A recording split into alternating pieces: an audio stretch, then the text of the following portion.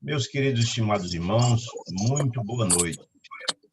Onde mais encontrar cada um de vocês, ou reencontrá-los, para dar continuidade aos estudos dessa magistral obra, A Vida no Mundo Espiritual.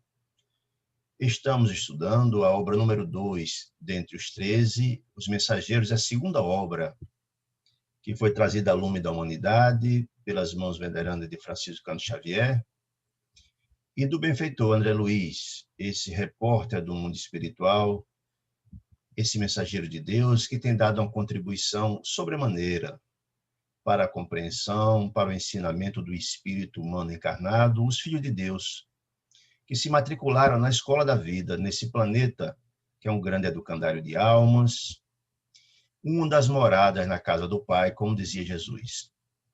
Estamos estudando os mensageiros, estamos já, digamos assim, na parte final, na última terça parte do livro de Mensageiros.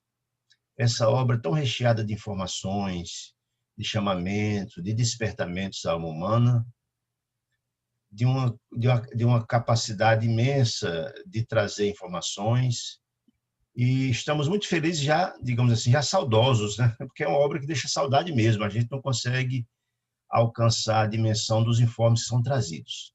Hoje, estudaremos os capítulos 41 e 42. No 41, é o Entre Árvores, e o 42 é o capítulo que fala do Evangelho no ambiente rural, com informações muito preciosas a respeito deste ambiente do campo.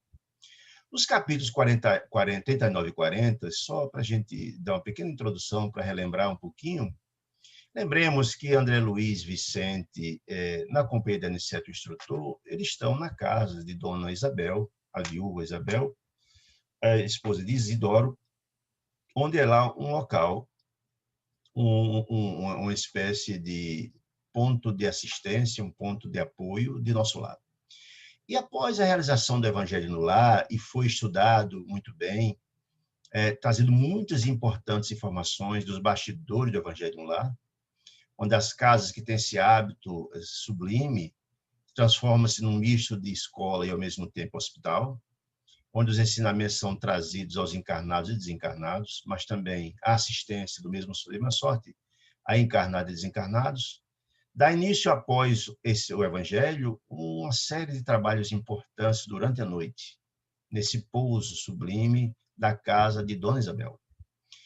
E muitas tarefas foram realizadas, mas foi focado no primeiro capítulo, o capítulo que trata, no capítulo 39, Trabalho Incessante, em especial, o trabalho que fora feito nos encarnados, que foram levados em desdobramento, onde tiveram encontro com benfeitores espirituais e familiares, buscando orientá-los para a vida, né, com ensinamentos muito importantes.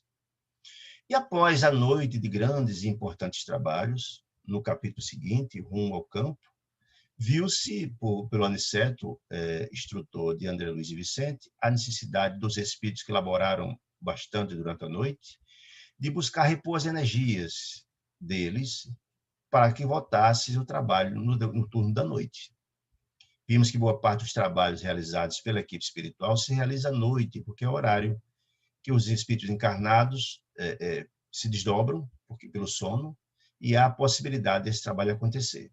Mas também os espíritos que trabalham durante o dia, em menor quantidade, mas existe. E então foram mantido um contato muito interessante, um colóquio de André Luiz e Vicente, pela manhã, com dois companheiros, chamados Hildegardo e Vieira, que realizaram a tarefa durante o dia, porque aí começou-se a discutir também e a analisar os trabalhos que seriam realizados do Evangelho lá na casa de Dona Isabel com os desencarnados. E muitas importantes informações foram trazidas nesse capítulo, onde foi discutido e dito por Hildegardo e também por Vieira, que essa seleção dos espíritos serão trazidos para serem assistidos, educados e assistidos da mesma forma no Evangelho no Lar, na casa de Dona Isabel à noite, né? Haveria de ser pessoas que tivessem condições de receber esses ensinamentos, ser pessoas, espíritos propensos à renovação, à mudança, à transformação, que ansiasse isso. E eles foram chamados a atenção por um espírito coordenador, um dos coordenadores da casa, de Dona Isabel, espírito, porque eles trouxeram na noite anterior 2 espíritos, um tio e um parente deles, que, não obstante, havia uma grande afeição deles pelos parentes, mas não estavam em condições de ser assistidos num ambiente como aquele, onde tinha muitos espíritos sofredores, necessitados de assistência e de consolo.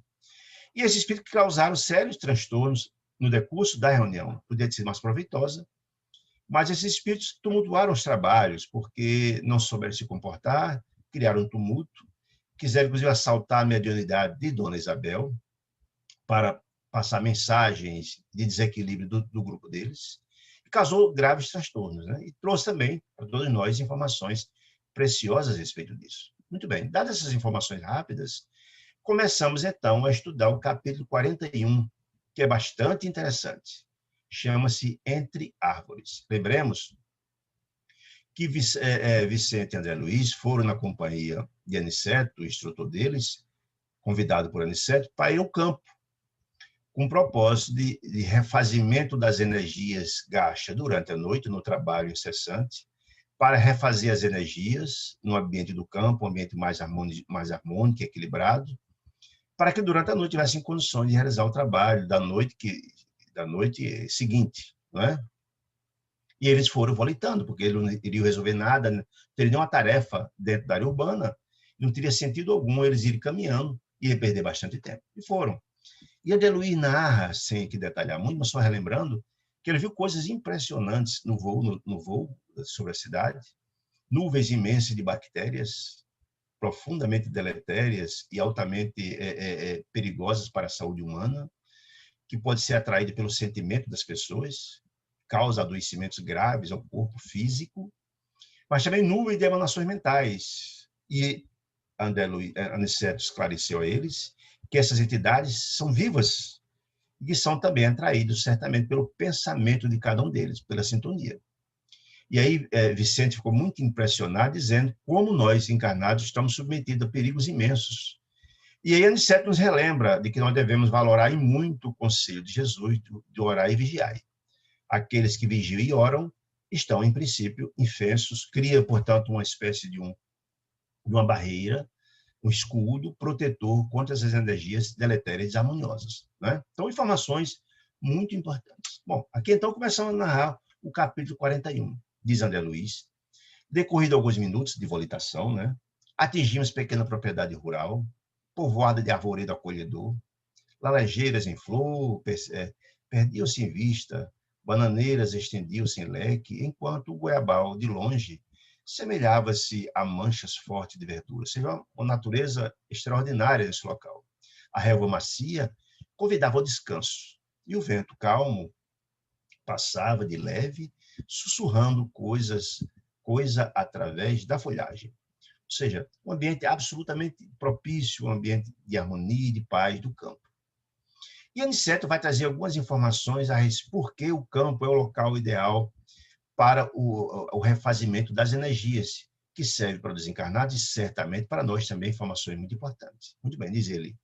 Aniceto respirou a longos altos, respirou profundamente e falou: os desencarnados, no caso deles, embora não se fatiguem, não se cansem, como as criaturas terrestres, os encarnados, não prescindem da pausa do repouso. Ou seja, os espíritos também precisam de repouso, porque o desgaste com o trabalho de doação fluídica é bastante forte. Eles precisam refazer essas energias. Muito bem.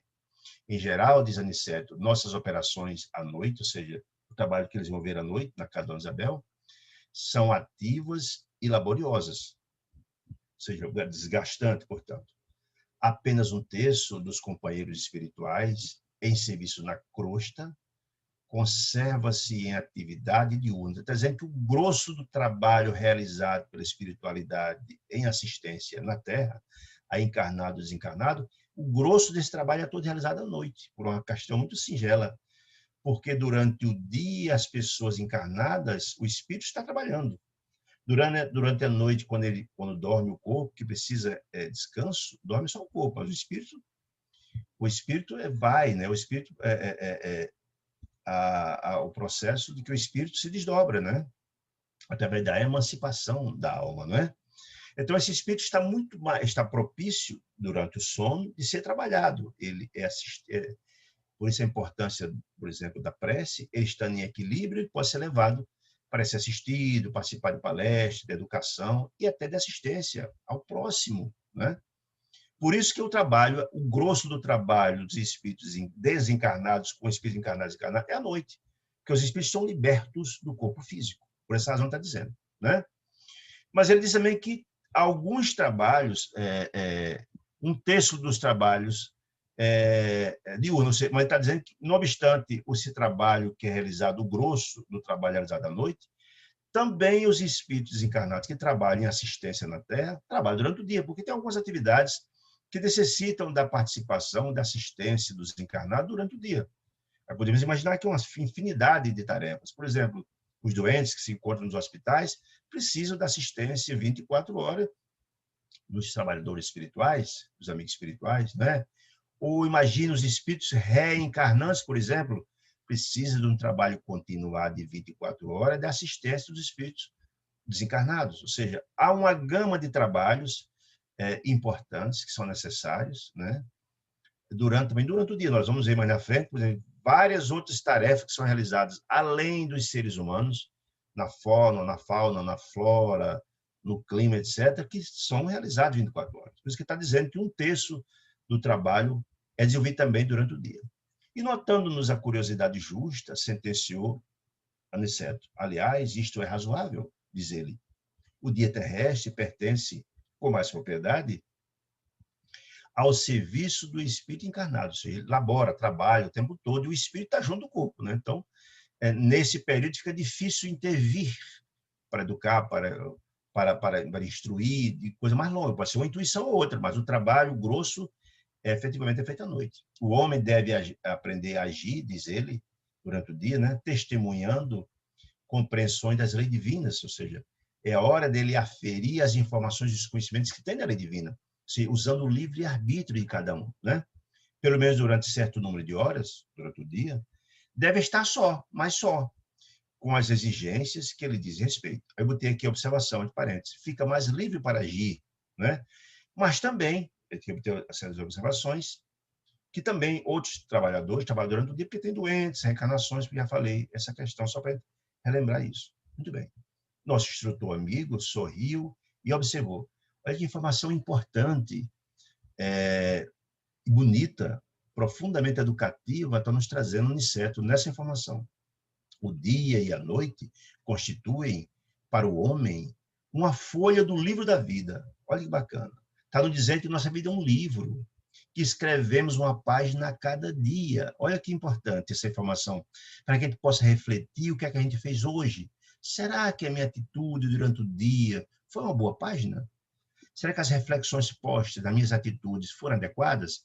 Dentro do que dizia Santo Agostinho, que o homem deve a cada dia, ao dormir, fazer uma reflexão sobre as atitudes durante o dia, né? E essas atitudes feitas durante o dia, quando for dormir, a gente reflexiona se fez algo de errado, para que no dia seguinte a gente possa refazer, fazer melhor, se desculpar com aqueles que prejudicamos. Esse grande trabalho de autoaperfeiçoamento, de autoiluminação de cada um de nós.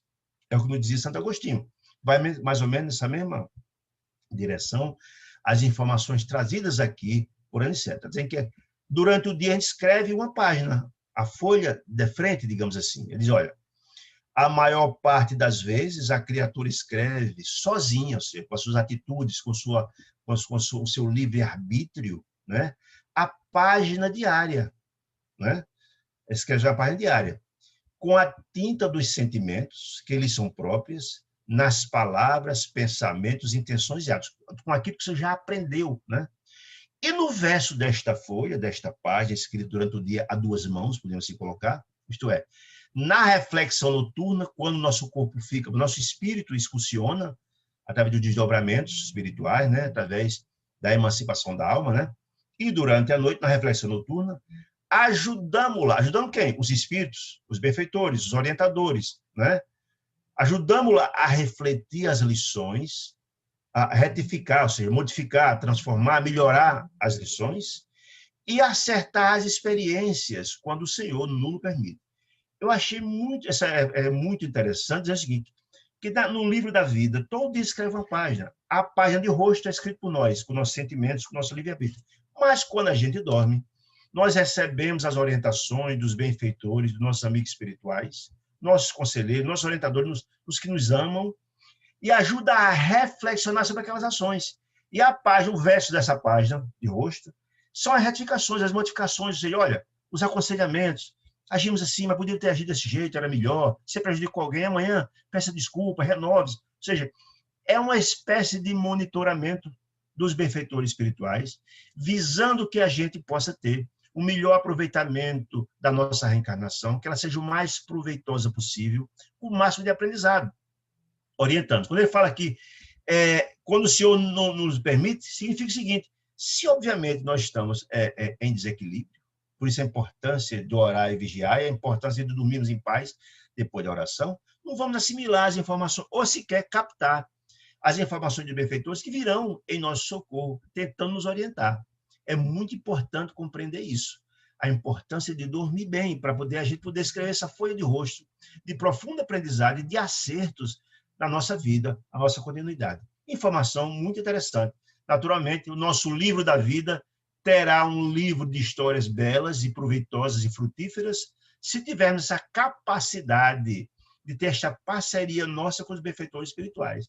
Se estamos em desarmonia, em desequilíbrio, sequer captamos, porque não temos sintonia com os amigos espirituais, é possível que no final do livro da vida teremos páginas muito difíceis, que vão registrar fatos lamentáveis por nossas irreflexões. Né? Então, é muito importante isso. Né? Muito bem. Calando-se o nosso orientador, tivemos a atenção exclusivamente voltada para a beira circundante. Lembrando que eles estavam no campo, André Luiz, Vicente e Aniceto, com o propósito do descanso. Começaram a olhar aquela beira que estava ali. Aquele campo amigo e hospitaleiro caracterizava-se por ambiente muito diverso. Diverso de quê? Diverso daquele ambiente urbano, diferente, muito mais leve, muito mais harmonioso, muito mais equilibrado, né? Não mais as emanações pesadas da grande cidade, que André Luiz lá de cima viu, as nuvens de emanações mentais, as energias deletérias, fruto do pensar, do sentimento das criaturas que estavam lá embaixo, encarnados e encarnados, que no centro urbano são muito agregados juntos uns aos outros. Portanto, onde mais tem gente pensando em coisas harmoniosas e equilibradas, essas emanações desses sentimentos coletivados estão lá postos, estão lá mais presentes, né? Não mais as emanações pesadas da grande cidade, mas o vento leve, embalsamado, já perfumado de suaves perfumes. Né? Refletia eu, André Luiz, na bondade do Senhor, de Deus, que nos oferecia recursos novos, ou seja, para restaurar as energias, o refazimento das energias. Né?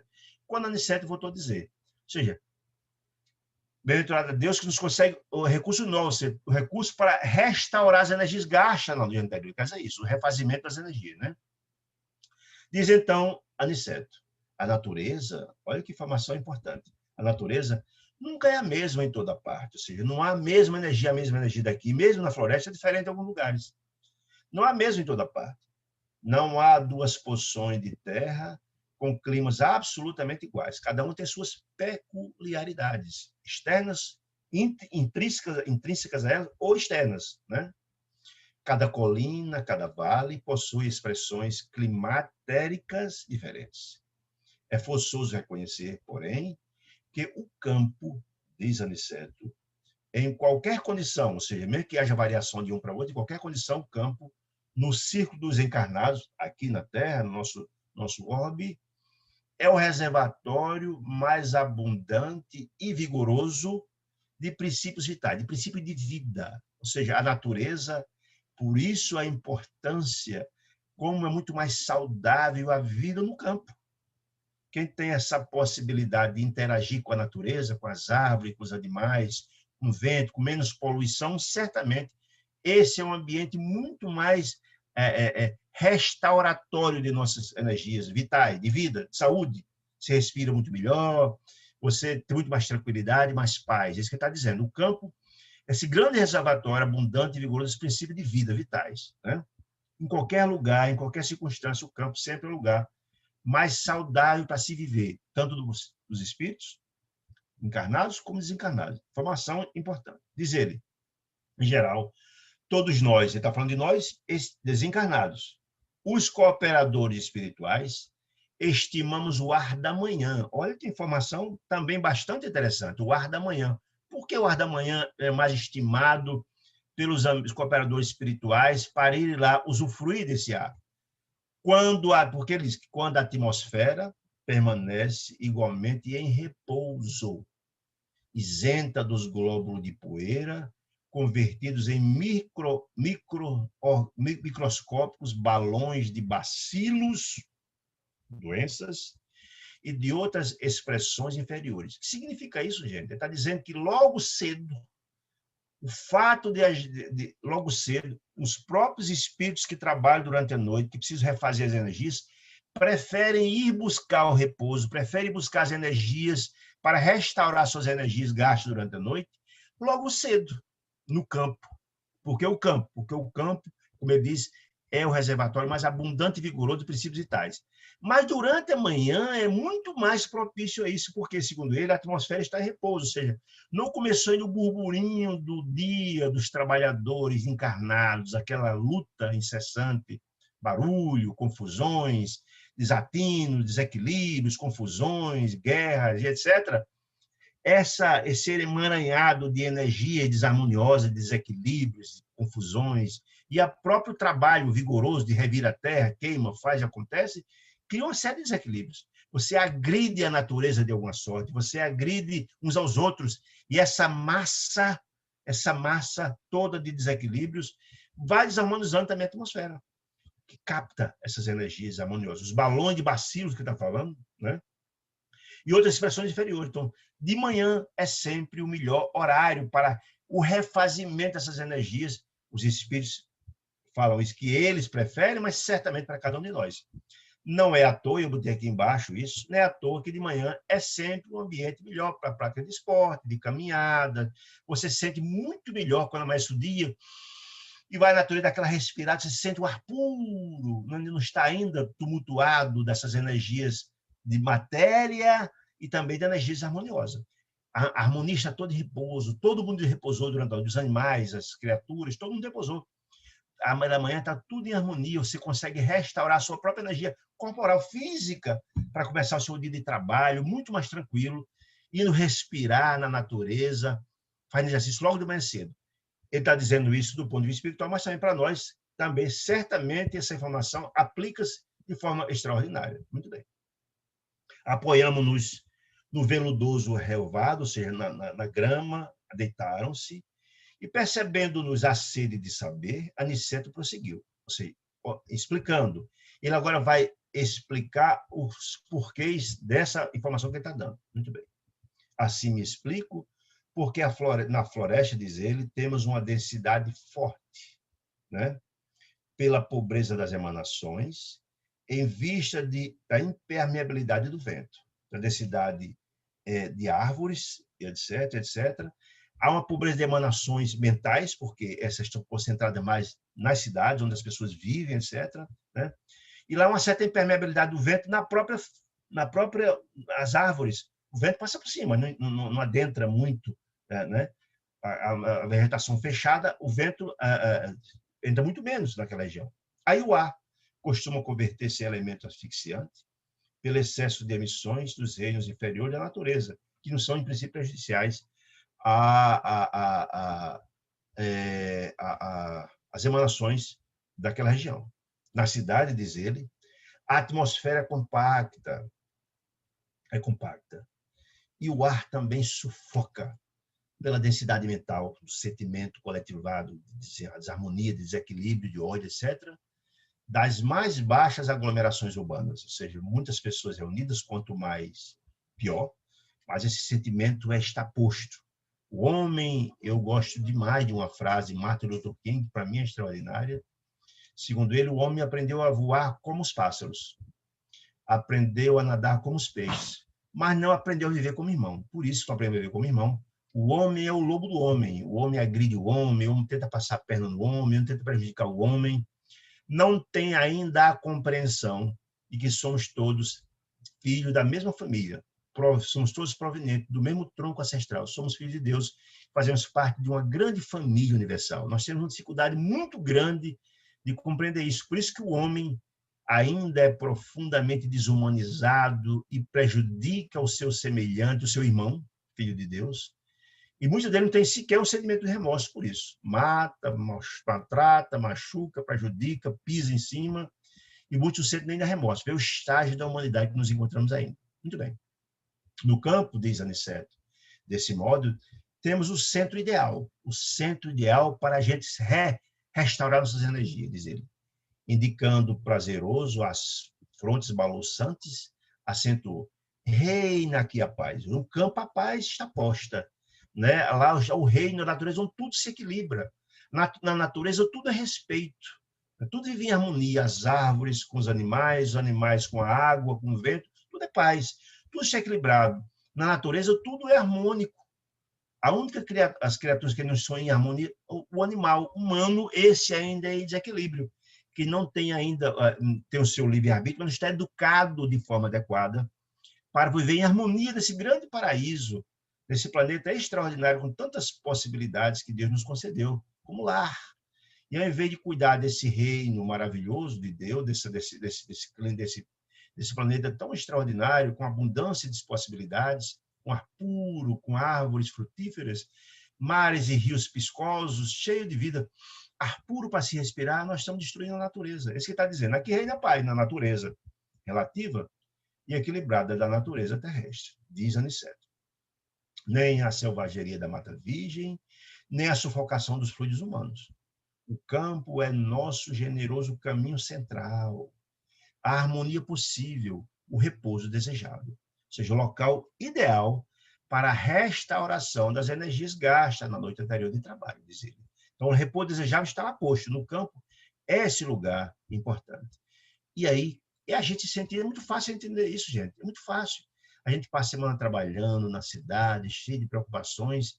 De repente, a gente vai no final de semana, dar uma fugidinha, e vai no campo, fazer uma trilha no meio da floresta, quando vai tomar um banho de cachoeira, um banho de rio, um banho de riacho, e a gente sente uma energia absolutamente diferente.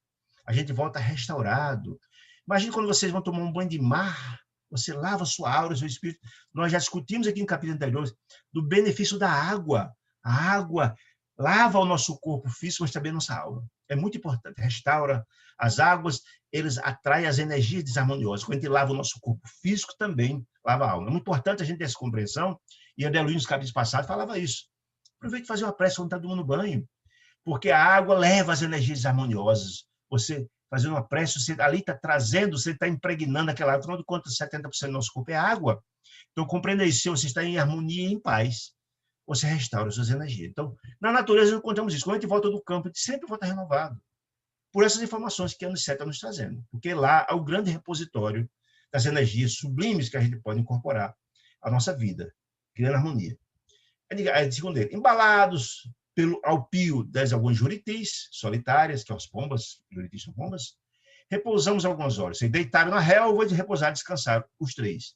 Magnificamente asilados no templo da natureza, aquele lugar magnífico. Com as primeiras tonalidades do crepúsculo, nas primeiras horas da tarde, no finzinho da tarde, depois de descansarem, né? Aniceto nos convidou a passeio rápido pelas imediações. Onde ele estava, nesse lugar, nesse campo bonito, nessa campina maravilhosa, onde descansaram, foi dar uma passeadinha.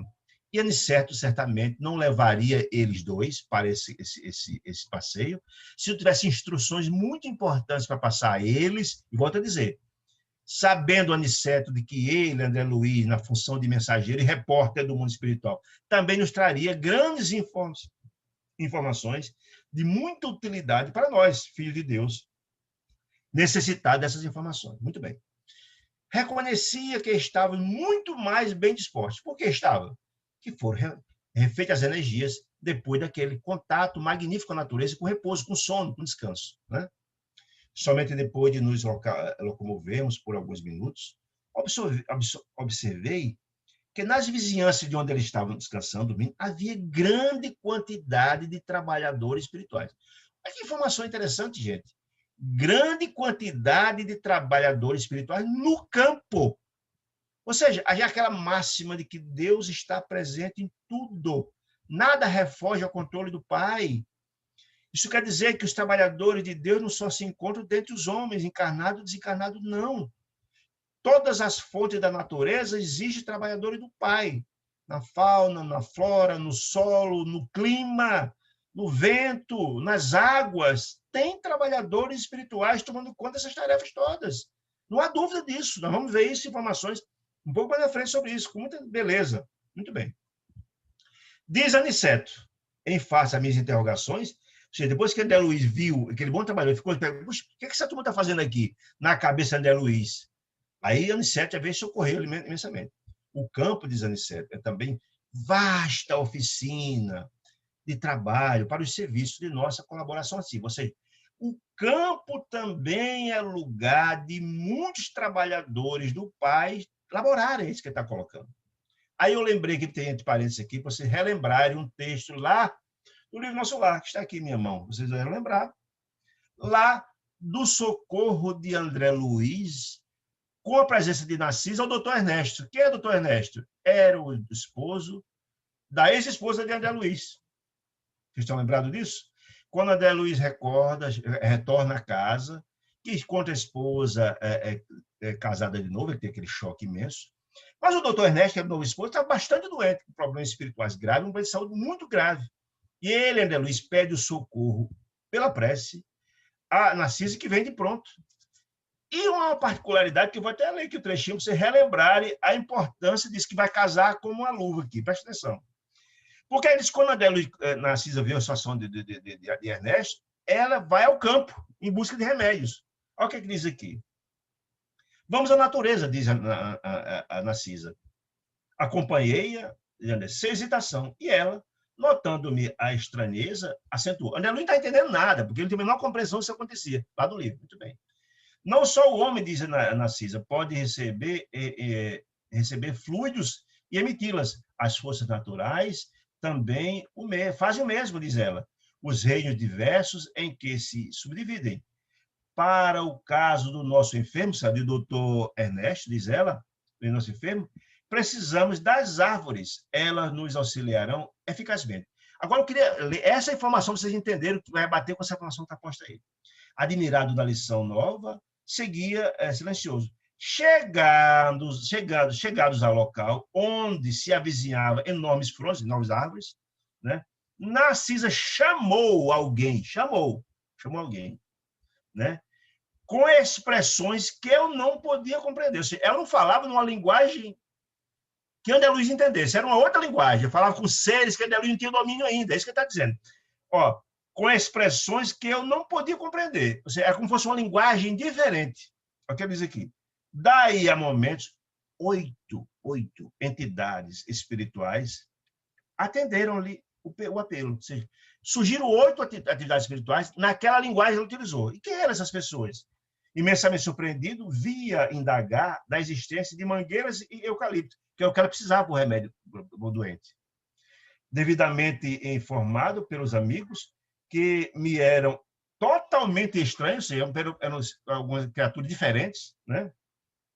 A enfermeira explicou. São servidores comuns do reino vegetal, ou seja, aqueles trabalhadores eram trabalhadores que trabalhavam junto com o reino vegetal. Portanto, tem trabalhadores que trabalham só com o reino vegetal, outros só com o reino animal, fauna, flora, vento, clima, etc, etc, etc. Isso é muito interessante a gente entender. Então, já está posta essa informação lá atrás e que bate com essa informação que está posta aqui agora. Como é interessante, como os livros se interligam, são conhecimentos muito importantes. Voltando aqui para a nossa informação de André Luiz.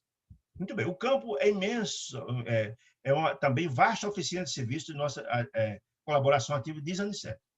E apontando os servidores, Aniceto apontando os servidores, aqueles que estavam lá, aquela gama que André Luiz não sabia quem eram, que iam e vinham, considerou o reino vegetal, aqueles espíritos que a Narcisa falou. O reino vegetal possui cooperadores numerosos. O reino vegetal possui cooperadores numerosos. Aqueles que André Luiz entendeu lá atrás. Era essa turma, né? Vocês, André Luiz e Vicente, ignoram que muitos irmãos se preparam para o mérito da nova encarnação no mundo, prestando serviços aos reinos inferiores. Aí eu botei aqui, guardiões da fauna, da flora, do clima, do solo, etc. Você acha que o clima não tem alguém cuidando? Claro que tem. A gente vai ver isso lá na frente.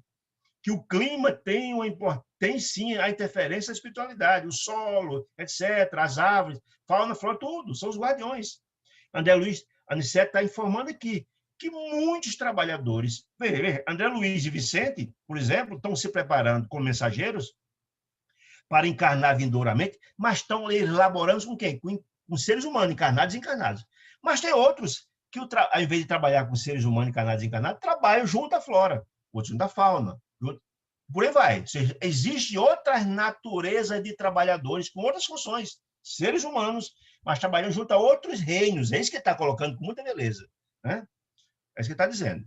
Muitos se preparam para o mérito da encarnação no mundo, prestando serviço aos reinos inferiores. Ele está deixando claro que não só é o reino vegetal, não. A reino inferior, muitos outros. É isso que ele quer explicar. Muito bem. Uma aguinha aqui agora.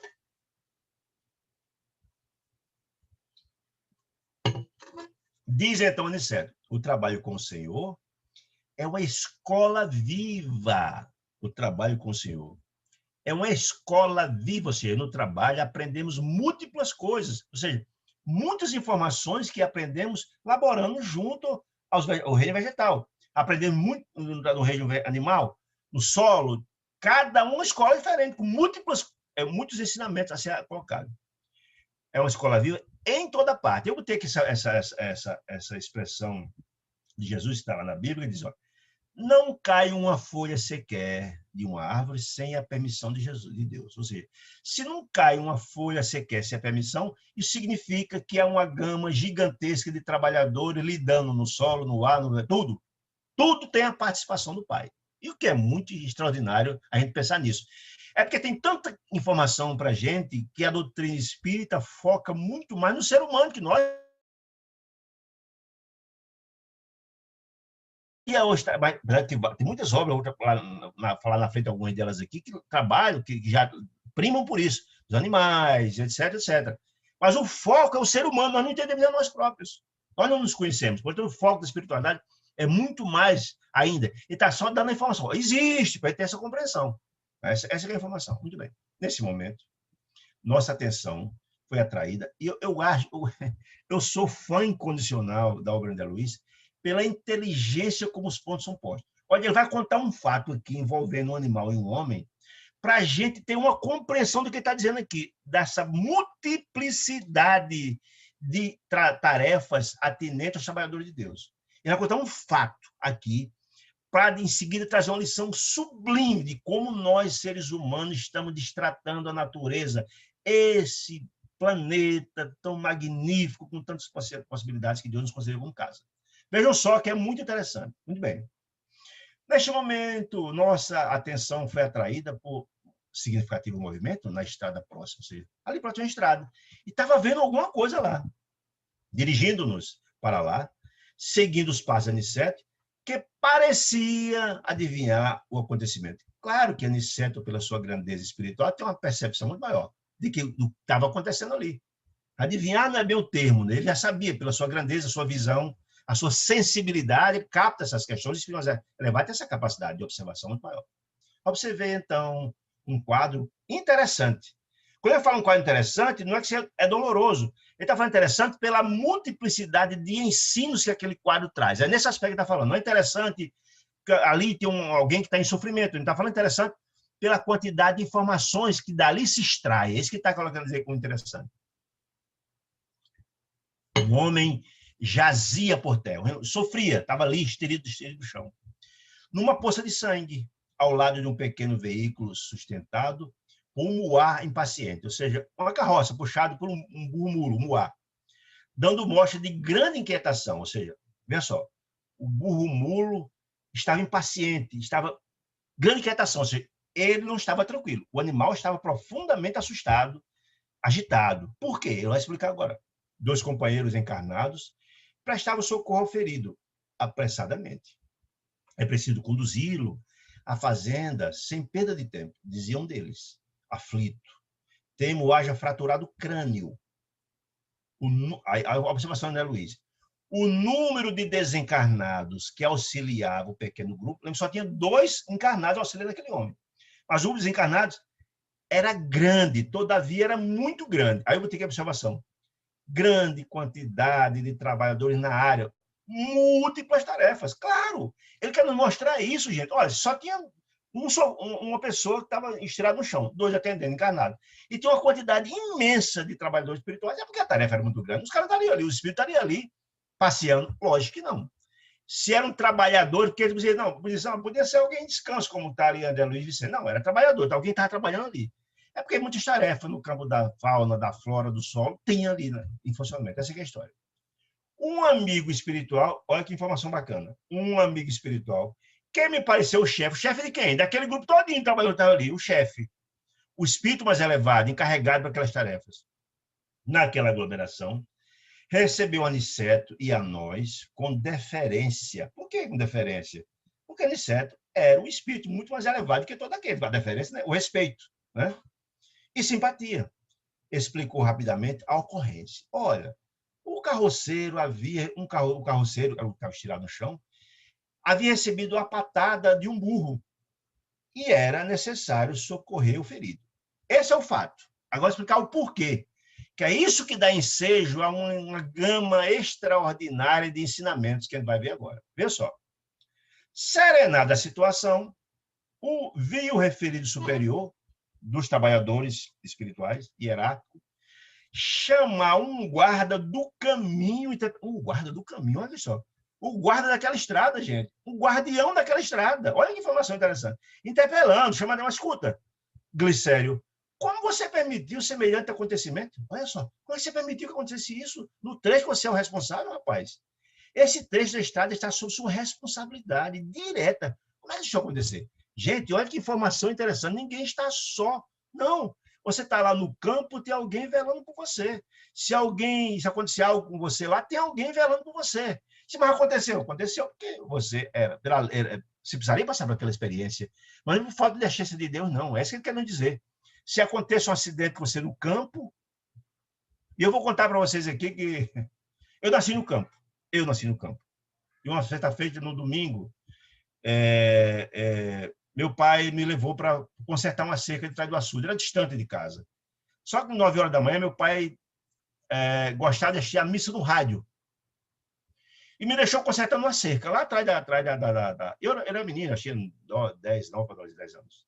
Eu, com a foice na mão, fui cortar uma estaca, a foice passou e cortou minha perna. Abriu um corte imenso, o sangue e os borbotões lá. Eu sozinho, longe de casa, ninguém para chamar, nem pensar no telefone, nada. Aconteceu algo impressionante, porque apareceu uma pessoa lá em casa, uma pessoa que não era amiga da família, nem coisa nenhuma, e disseram que o papai estava atrás da parede de açude, ele foi bater lá. O papai tinha voltado para casa, não tinha chegado. Mas ele me viu lá com a perna sangrando, e muito. Ele botou em cima do cavalo e me trouxe para casa. Não sei. Foi por acaso? Claro que não. Com providência de Deus, como está posto aqui. É isso que é preciso entender. Ninguém está só. Nós estamos sempre sendo protegidos. Eu lembrei esse exemplo agora para a gente lembrar do que eu estou falando. É exatamente isso. Muito bem. Muito bem. Então, Glicério, como é que você permitiu acontecer isso? Aí botei aqui a minha observação. Se existe vigilância para cada trecho da estrada, no campo, imagine nas ruas, nas florestas, etc, etc, etc. Ou seja, a gama de trabalhadores de Deus assistindo seus filhos, porque todos são filhos de Deus, todos, as criações de Deus são imensas. Muito bem. O subordinado, que é Glicério, respeitoso, considerou sensatamente. Não percebemos o grandioso trabalho de Deus, não é? Essa quantidade imensa. Olha aqui a informação de Glicério. Fiz tudo o possível para salvar este homem, que, aliás, é um pobre pai de família. Meus esforços foram improfícuos pela imprudência dele. Ou seja, Glicério fez tudo para ajudar, aconselhar, orientar, intuir, mas foi difícil. Por que foi difícil? Diz ele, há muito procuro cercá-lo de cuidados, sempre que ele passa por aqui. Sempre que a carroça passava lá e o carroceiro, Glicério, ficava orientando, porque tinha um comportamento profundamente agressivo. E Glicério intuindo ele, orientando, tal. Muito bem. Como dizendo, Entretanto, o infeliz não tem o mínimo respeito pelos dons naturais de Deus, ou seja, não respeita nada, é uma criatura embrutecida ainda, violento. E de uma grosseria inominável de Glicério, né, para com os animais, que auxilia a ganhar pão. Ou seja, o animal, que é o ganha-pão dele, ele trabalhava na carroça para ganhar o pão da família, e o camarada, ao invés de tratar bem aquele que o ajuda, era agressivo, agredia o animal, uma grosseria imensa, diz ele. Não sabe senão gritar, encolerizar-se, surrar, mas além de surrar, ferir o animal. Gritar, encolerizar, surrar e ferir. Como se o animal não tivesse suscetibilidade para absorver isso. Todos nós sabemos que os animais, se você for gentil com o animal, ele é gentil com você. Os cachorros, todos os animais, a vaca, um cavalo, você é gentil. A doma, gentil, isso é muito utilizado, porque todo mundo gosta de ser recebido com carinho. Se você faz carinho, os animais sentem e são capazes de retribuir com muito carinho o que você faz. A doma gentil é utilizada no mundo inteiro. Você não bate nem nada, o animal recebe, passa a confiar em você. Isso é importante, a confiar em você. Mas você grita, surra, ainda fere o animal, ora, ele vai ver você como um agressor, é natural. E não vai. Chega uma hora que ele não vai suportar ser agredido e vai também revidar. Foi isso que aconteceu. Muito bem. Segundo Glicério, esse senhor foi machucado, tem a mente fechada às sugestões do agradecimento, ou seja, toda a vida que ele passava naquele trecho da estrada, Glicério tentava sugestionar, amigo, seja mais prudente, amigo, seja mais agradecido, porque esse animal ajuda você a ganhar o sustento de sua família. Não agrida, não machuque, não grite, né?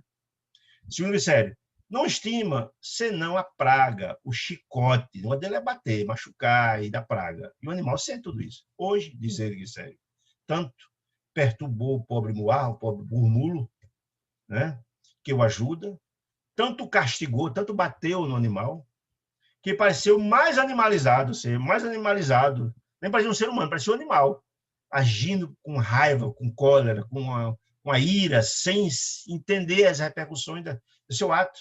Parecia que não tinha tirocínio, compreensão, né? Parecia mais animalizado do que o animal, talvez quis dizer isso, né? Quando se tornou quase irracional, ou seja, quase não tinha racionalidade, pelo excesso de fúria, ele está dizendo aqui, e ingratidão por aquele animal que estava ajudando a ganhar o pão cada dia. Que meu auxílio, diz Glicério, espiritual, se tornou ineficiente, ou seja, ele mandava as emanações para o carroceiro, e acredito,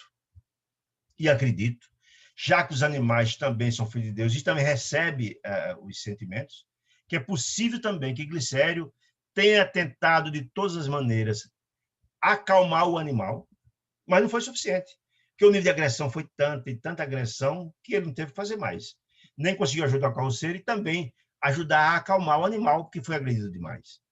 Atormentado pela descarga da cólera do condutor, que o animal recebe, o carinho, mas recebe também a cólera, as agressões, o burro humilde o atacou com a pata. Ou seja, de tanto você agredir o animal, que tem instinto, de volta ele também ataca. Né? Isso que ele está dizendo é isso. O que fazer, diz Glicério? Minha obrigação foi cumprida. Aí eu botei aqui essa observação, que está no Evangelho de Mateus, atribuída a Jesus, e é fato. Ajuda-te que o céu te ajudará. Ou seja, se você, na verdade, tiver atitudes, Deus ajuda. E Deus ajudou. Glicério estava lá em nome de Deus ajudando. A ele estava lá ajudando o animal. Mas ele não se ajudou. Ajude que o céu te ajudará. O céu ajuda, mas você não contribui, não colabora. É a mesma coisa de você e o médico. O médico faz a constatação que você está doente. Ele dá o remédio, você pega o remédio e joga fora. Vai adiantar o quê? Não adianta. Então, Deus ajudou. Estava a Glicério tentando ajudar ele e ajudando o animal. E ajudou depois, quando ele foi ferido. Os emissários de Deus estavam lá também para ajudar ele. Ou seja, nunca nenhum de nós deixa de se assistir de hipótese alguma, mesmo diante de um ato tão inominável como esse, um ato tão agressivo como esse. É filho de Deus, e Deus ajuda a absolutamente todos. É isso que quer dizer. Muito bem. O superior de Glicério, que ouvia atenciosamente as alegações, respondeu sem hesitar. Você tem razão, você fez o que podia. Ele foi o culpado pelo que lhe aconteceu. O que aconteceu nada mais foi a consequência da sua ação, a reação à sua ação. Né? Ele colheu o que plantou. Em síntese, é isso que o instrutor, que o superior quis dizer. Muito bem. E como dirigisse o superior o olhar a Aniceto desejando aprovação, porque, afinal de contas, Aniceto era o espírito mais elevado daquele ambiente, nosso orientador afirmou, Aniceto não perdeu a oportunidade de dar de uma lição naquele momento, de uma orientação importante para todos que estavam assistindo. O contingente de espíritos estava ali. Pronto. Auxiliemos o homem quando esteja em nossas mãos, porque ele pode passar para outros colaboradores. Cumpramos nosso dever com o bem, mas não desprezemos as lições, ou seja, Aniceto não perdeu a oportunidade de extrair dali lições. Veja só o encadeamento do raciocínio, gente. Ele está nos dizendo que existe muitos trabalhadores na natureza, ponto. Que a natureza é o local de repositório de energia do corpo, outro ponto importante. Que lá na natureza tem muitos trabalhadores cuidando dos vários reinos de Deus. E aí se dá um exemplo de um homem que agride um irmão menor, no caso, um búmulo, e aquele búmulo o agrediu. Daí agora ele vai trazer lições importantes disso, e depois vai culminar com o evangelho lá, que aí vocês na natureza, que aí tem ensinamentos muito interessantes. Mas só o encadeamento da didática, como é trazido no livro, que é muito interessante. Né? Muito bem. Não desprezamos lições. Este trabalhador, diz Aniceto, foi imprudente, agressivo, foi punido por si mesmo, ou seja, ele agrediu e recebeu a agressão fruto disso. Ele foi punido por sua imprudência. A cólera, diz ele, é punida por suas consequências. E não é assim, não, gente. Não tem gente que é tão irracional que passa e bate com o pé na cadeira e volta e quebra a cadeira, como se a cadeira tivesse compreensão, como se a cadeira fosse a culpada de ter batido o pé. Ora, meu Deus, a cadeira não pensa, o imprudente foi ele. Mas a cólera dele, às vezes, quando bate a cadeira que quebra, tem um prejuízo da cadeira. E segundo, às vezes, tem um pau daquela cadeira para bater, volta a bater nele, machucar mais ainda. Ou tem uns que quebra com murro e machuca a mão. É, quer dizer, a cólera é punida por suas consequências. Além de, quando a gente se encoleriza, um monte de energias deletérias são postas, são distribuídas pelo nosso corpo, trazendo consequências graves, né, à nossa saúde. Né? Muito bem. São as lições que a Aniceto está trazendo. O mal segue o mal. O mal segue-se o mal. Quem planta o mal, colhe o mal. Se os seres inferiores, nos casos, os animais, nossos irmãos, são filhos de Deus também, no grande lar da vida, né, na Terra, nos fornecem os valores do serviço, seja, o pobre do burro está ajudando ele, está levando a carroça, com sua força, contribuindo. Devemos dar-lhes a quem? Os animais, ao burro, no caso ali, por nossa vez, os valores da educação. Gente, isso é muito interessante. Os animais também se educam. Os animais não têm inteligência, não têm livre-arbítrio, mas têm princípio inteligente. Princípio inteligente que vai se educando, visando a evolução dos animais. Olha que vocês acreditam que os animais não evoluem, não? Lá na frente eu vou mostrar todas as questões trazidas no livro dos Espíritos que falam da evolução dos animais, que é um assunto muito pouco lido dentro da doutrina espírita, mas os animais evoluem. E os animais é a última escala antes do reino animal, antes do reino hominal. Né? Então, todos nós já fomos animais também. Alguém tem dúvida disso? Não, nós fomos sim. Então, quando está nos dizendo aqui, né, Luiz, que eles são nossos irmãos no grande da vida e que nos fornecem serviço, nós devemos educar os animais, ajudar. Quanto mais damos carinho aos animais, nós estamos educando o princípio inteligente dele, tornando mais educado. Os animais mais arredios não estão educados ainda, mas podem ser educados, porque eles também estão trilhando o seu processo evolutivo. Muito interessante essa informação. Muito bem.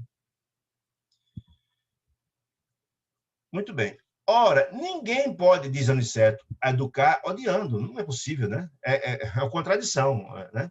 Nem edificar algo de útil com a fúria e a brutalidade.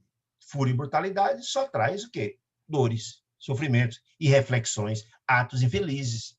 Ninguém pode agir com equilíbrio furioso e bruto. Não.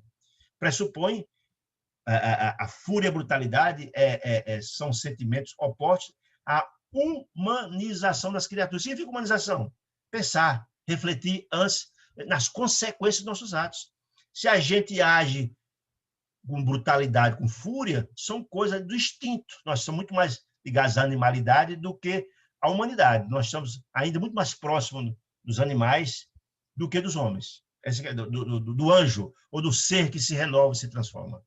É isso que está nos dizendo Aniceto, indicando o grupo que conduzia o ferido a uma casa próxima, concluiu imperturbável Aniceto. Como homem comum, que ele é, aquele trabalhador, né, encarnado, nosso pobre amigo sofrerá muitos dias da pancada recebida na cabeça, chumbado ao leito, né, em casa, entre as aflições dos familiares.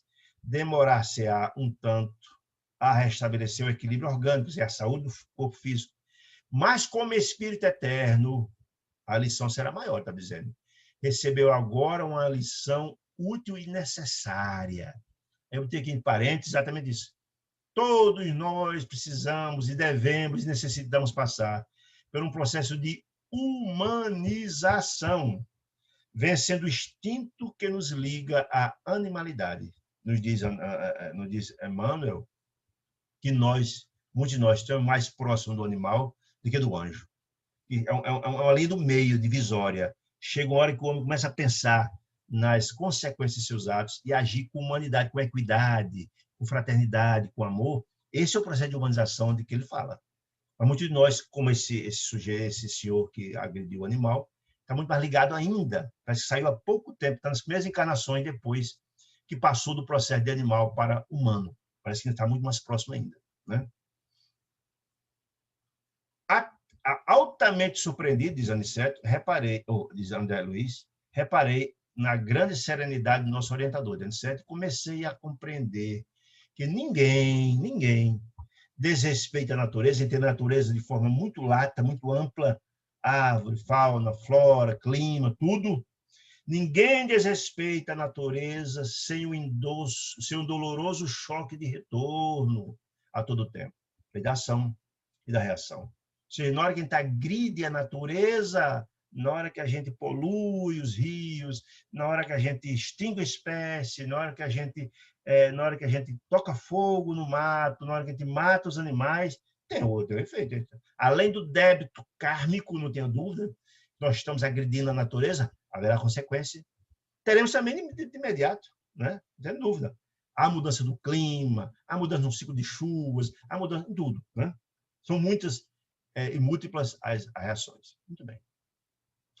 Capítulo 42. E eu acho muito importante esse capítulo. Pela grande quantidade de informações para nossas vidas, das nossas consequências. Como é que nós estamos agindo em relação a Deus? A Deus e mais, ao planeta que eles consideram como casa. Isso é muito interessante. E volto a dizer, aquela agressão do homem ao animal e vice-versa, o animal ao homem, é a ponta de chamada para entrar nesse assunto, que é muito importante. Muito bem. Primeiro, dizer que existe outra modalidade de evangelho, não só o do lar, que também tem os importantes. Escute só. Meu meio. Apagados os comentários mais vivos relativamente ao episódio desagradável da agressão do animal ao homem ou animal, o superior hierárquico daqueles trabalhadores espirituais, daquela grande turma de trabalhadores espirituais, grande turma, indagou o nosso orientador com delicadeza, Aniceto. Nobre Aniceto, valendo-vos da oportunidade, ou seja, já que você está aqui, mais ou menos assim, poderia interpretar para nós, outros, seja, aquele grande grupo de trabalhadores que estava ali, algumas das lições evangélicas, ainda hoje? Aí eu vou ter aqui a observação, entre parênteses, que não só existe o evangelho no lar, mas existe o evangelho no seio da natureza, com funções muito importantes também. Que funções? De educação. E é muito possível que existam outras também, direcionadas aos animais. Olha que coisa importante. Porque os trabalhadores que ali se encontram são desencarnados. E o evangelho ali é para eles, são os intermediários. Para eles, mas para os animais. Olha que informação, com a participação dos animais. Olha que foi importante. Veja só, presta atenção. Aniceto aqueceu, pressurou-se. De pronto. Claro que tudo isso está. Aniceto já desenhou na cabeça dele essa informação que está tudo encadeado para que esses estamentos acontecessem. Notei que o interesse em torno do assunto era enorme. Em quem? Nos trabalhadores, em especial, né? Com grande surpresa, diz André Luiz, vi os servidores da gleba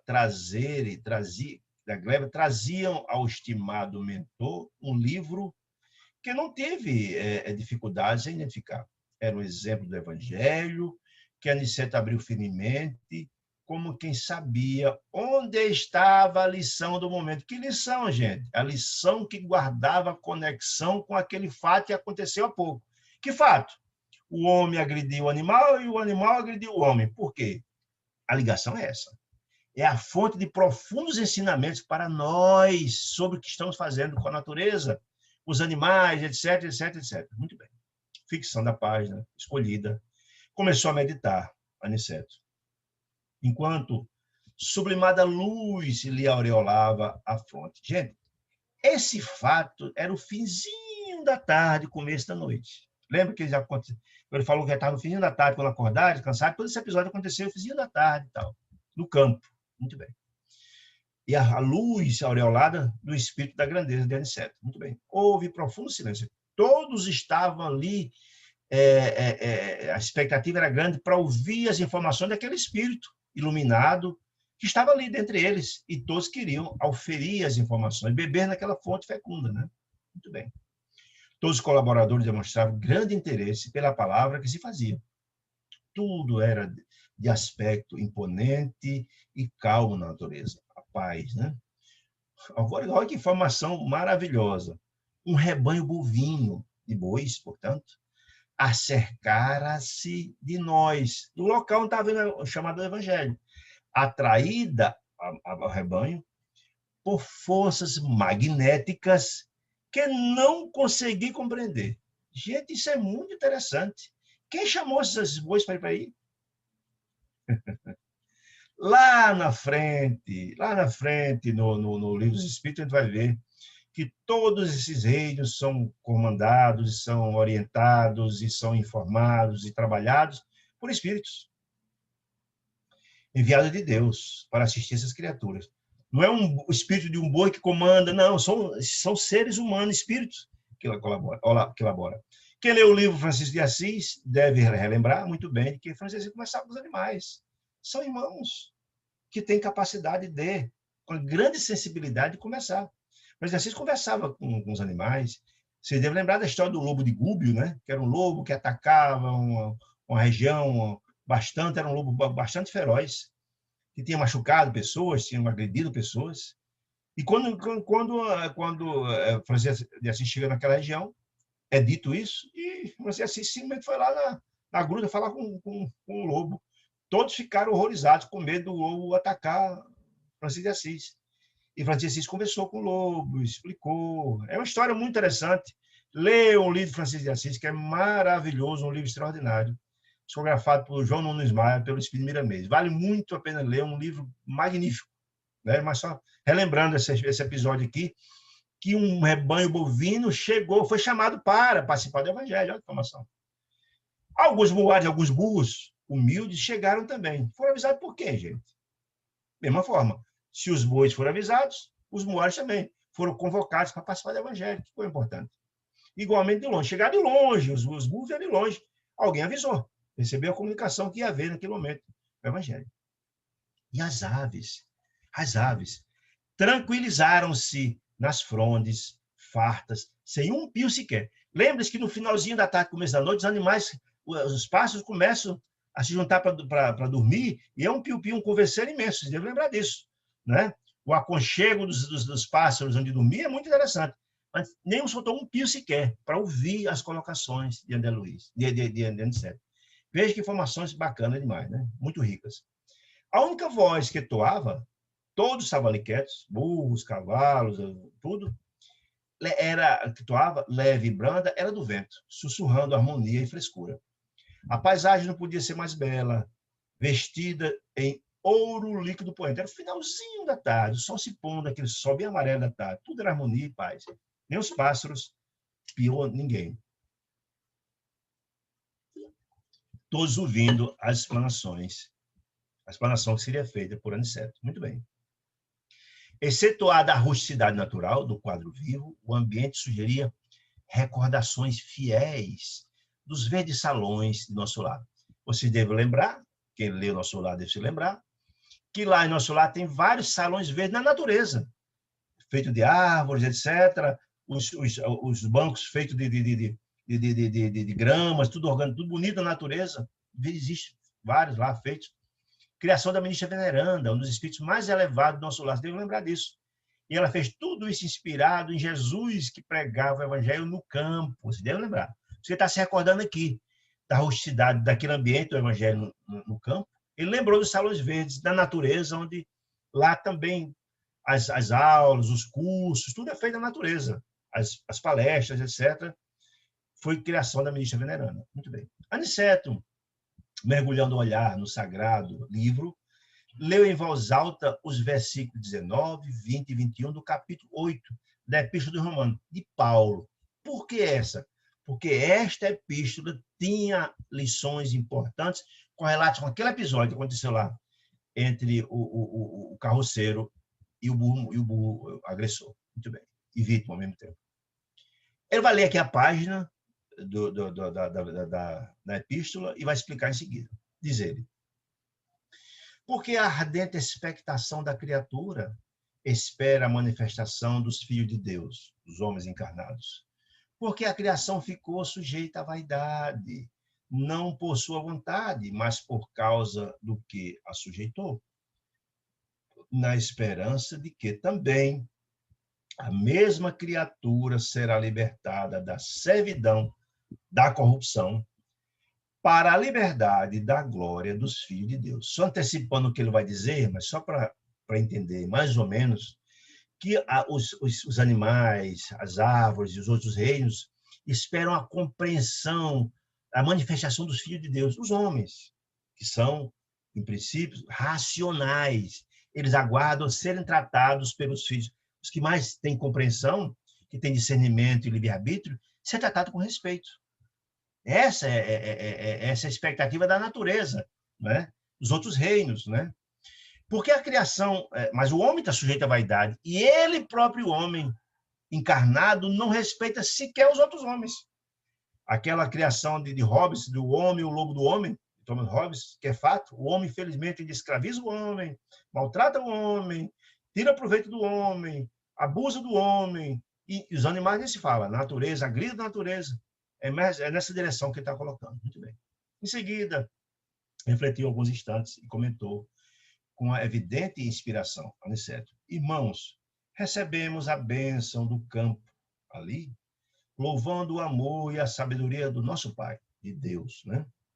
Exaltemos a sabedoria, o soberano espírito da vida, o espírito de vida, do aspecto do desejo da evolução, que sopra em nós, esse espírito de vida, sopra em nós a força eterna incessante da renovação. O espírito de vida pressupõe que tudo que Deus cria evolui.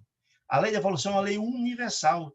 Tudo que Deus cria está fadado ao processo evolutivo. Solo, mar, ar, animais, criaturas, seres, planeta, tudo evolui. O ser humano não é diferente. A renovação, o progresso é uma lei universal. Tudo progresso, tudo que Deus cria está fadado ao processo evolutivo. Ponderemos a palavra do aporte à gentilidade, Paulo, aporte aos gentios, para extrair o conteúdo divino, diz ele. Há milênios a natureza espera a compreensão dos homens, ou seja, há milênios a terra e todos os seus seres, criaturas de Deus, mar, terra, animais, fauna, flora, ar, tudo espera a compreensão do homem, mas o homem só destrói, chega aqui, está dizendo isso. Há milênios na natureza, tudo espera. Toda essa criação de Deus, que é um ser vivo, quem conhece a hipótese Guide de James Lovelock, aquele que trabalhou na NASA, sabe. A Terra é um corpo vivo. Se você agride a natureza, ela, de volta, ela dá as respostas. Se o homem agride, queima, mata, faz e acontece, há respostas. Há respostas. Aquecimento global, há secas, há enchentes, por aí vai. É isso que a milênio a natureza espera a compreensão dos homens, diz ele. Não se tem alimentado tão somente de esperança, a natureza só de esperança, mas vive em ardente expectativa, aguardando o entendimento e auxílio dos espíritos encarnados na Terra, dos homens. Ou seja, a natureza espera que os homens se ajam diferentemente, já são seres racionais, né? Mais propriamente considerados filhos de Deus. Se são filhos de Deus, são deuses, ajam como deuses, ajam com sabedoria, preservem não só esse grande planeta e maravilhoso, mas os animais que estão para nos beneficiar, para nos ajudar. Entretanto, as forças naturais continuam sofrendo as opressões de todas as vaidades humanas. Ou seja, o homem, na sua doente vaidade e o desejo de ter, de possuir, de mandar, de dominar, tem destruído tudo. As forças naturais continuam sendo agredidas, sendo oprimidas por ele, fazendo isso. Pressão das vaidades humanas. Isso, porém, ocorre, meus amigos, diz Aniceto, porque também o homem tem esperança da libertação dos seres escravizados da crosta, para que se verifique igualmente a liberdade na glória do homem. Está dizendo, o próprio homem escraviza o homem. O próprio homem está escravizado na crosta. Escravizado de quê? Escravizado, não só escravizado no ponto de vista de ser escravo, mas escravizado dos sentimentos infelizes. Escravo do ódio, escravo do ressentimento, escravo da ignorância. É isso que está falando. Desses sentimentos deletérios, desarmoniosos, e não consegue se desvencilhar disso. Vai seguir em frente. É isso que está dizendo, né?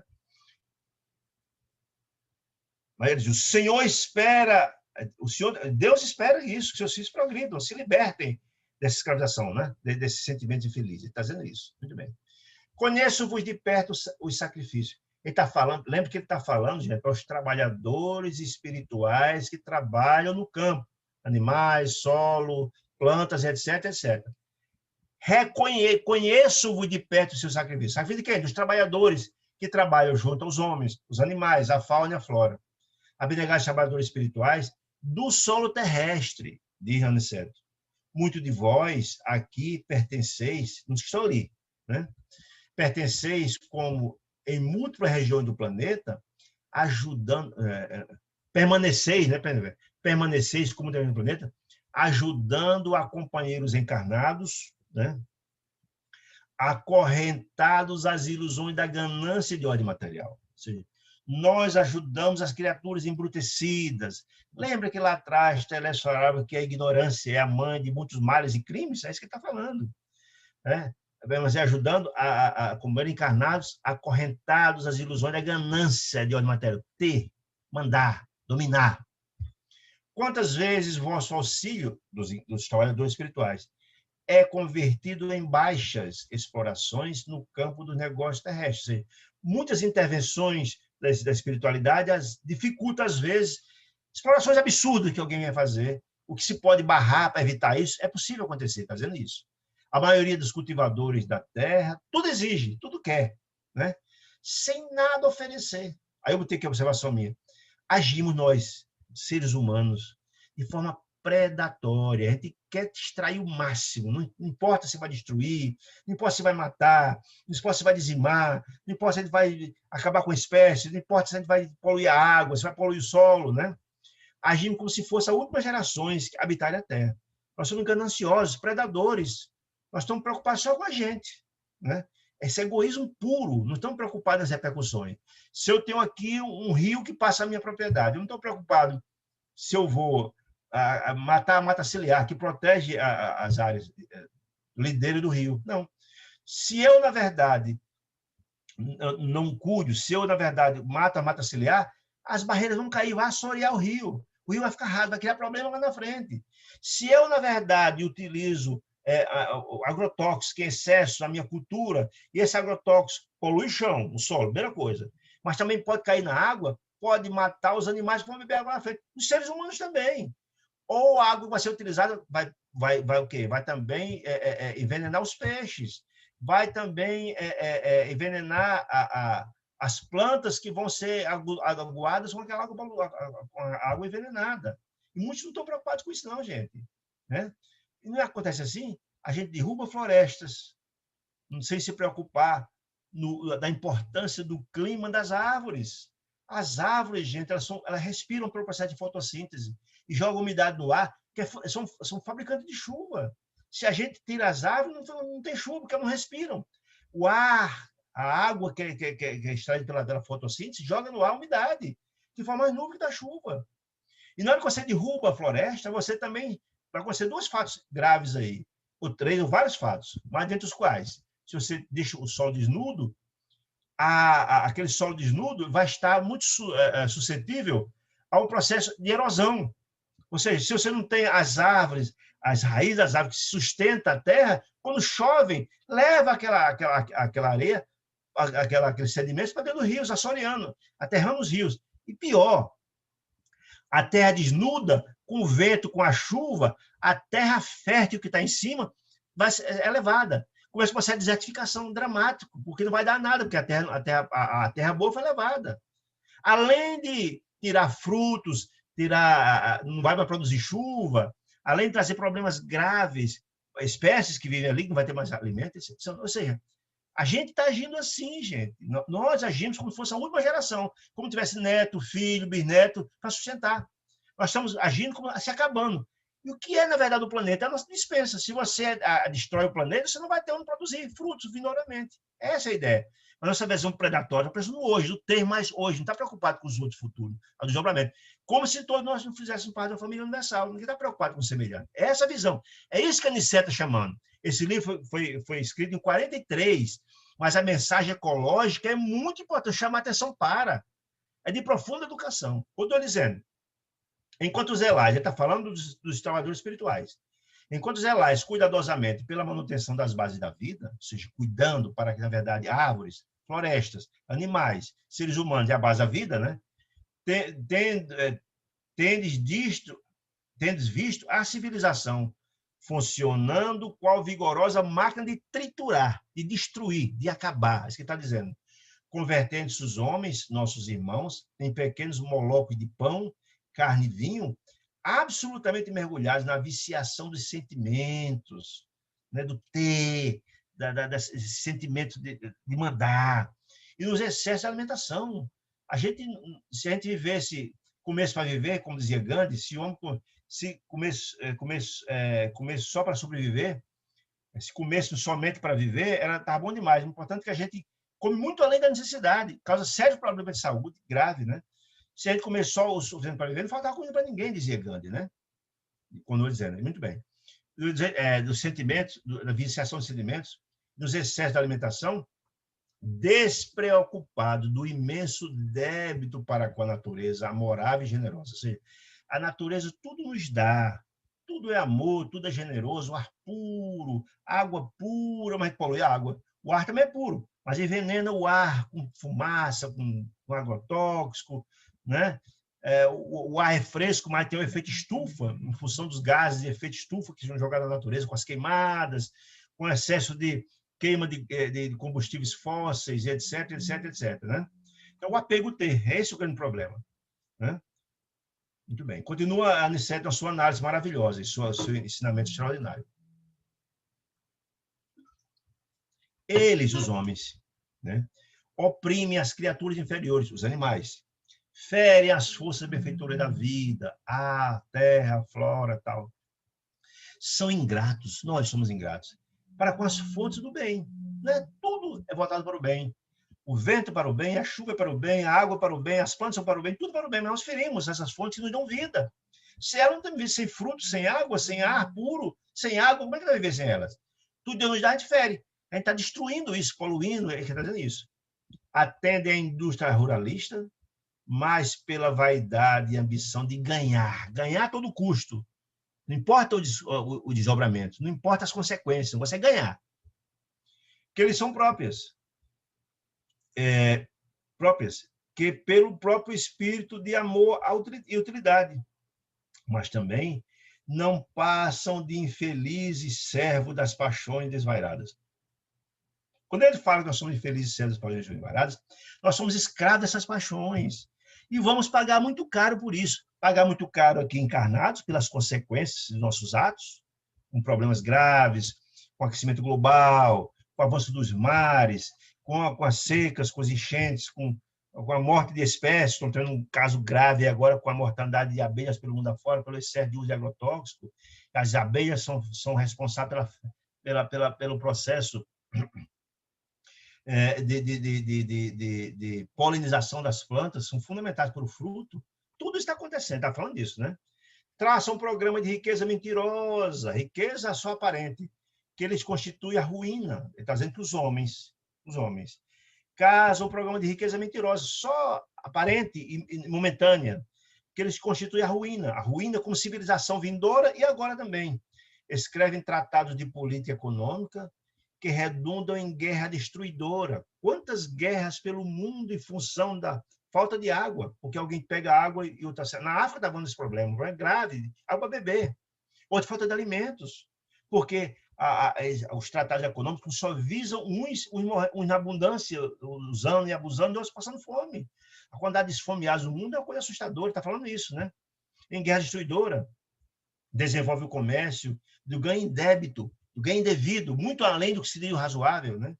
Colhendo as complicações internacionais que dão curso à miséria. Ou seja, esse discurso, essa fala de Aniceto, profundamente educativa, em 44, é de uma atualidade impressionante. Basta ver os dados do mundo, o IDH dos países sul-americanos, centro-africanos, a pobreza, a miséria, a quantidade o morticínio de pessoas pela fome, pela miséria, pela desassistência, é assustador.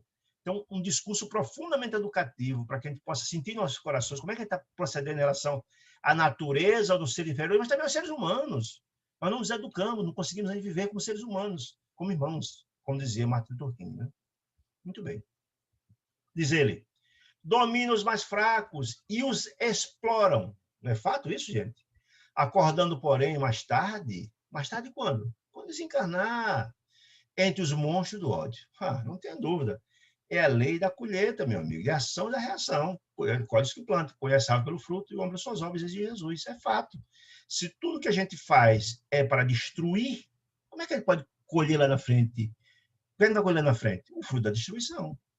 Se a gente só destrói, só faz o mal, vamos colher, como consequência disso, uma situação dramática. Só aquele que faz o bem, colhe o bem. Isso é a lei natural, não tenha nem dúvida disso, né? É para eles, diz nosso irmão Aniceto, é para eles. Quem? Essas criaturas ainda desumanizados, desequilibrados, sem compreensão das responsabilidades dos seus atos. Para eles, nossos semelhantes encarnados na crosta, nós, né? Todos nós, que devemos voltar igualmente aos olhos. Lembre-se que Aniceto está falando para trabalhadores espirituais do meio rural. É uma profunda lição que está passando para eles, mas para nós, que ele sabia que essas informações vêm para nós. É óbvio que sim, né?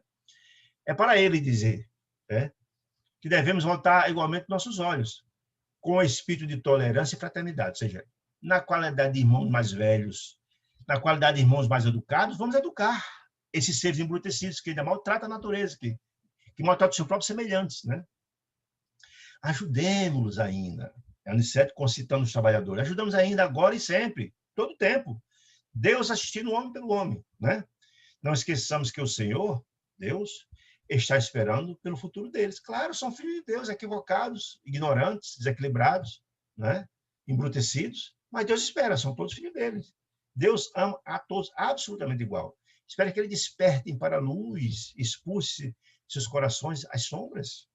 Escutemos o gemido da criação, disse Aniceto. Escutemos o gemido da criação, né? Pedindo a luz do raciocínio humano. Quando ele fala do gemido da criação, entenda os outros reinos, né? Escutemos o gemido da criação, pedindo a luz do raciocínio humano, que nós nos esclarecemos, temos consciência de nossas responsabilidades diante dos outros irmãos, que não sejam só humanos também, mas também os outros reinos, que são filhos de Deus também, criação de Deus.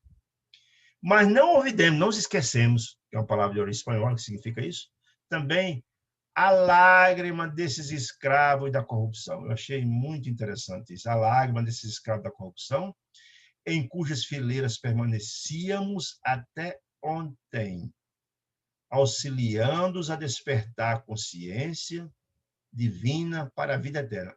Gente, isso é muito importante. Olha a humildade e, ao mesmo tempo, a lição de Aniceto. Aniceto é mesmo que diz que essas criaturas... Primeiro chamam o gemido da criação. Chamam dos escravos da corrupção, ou seja, dos espíritos desequilibrados, em desarmonia.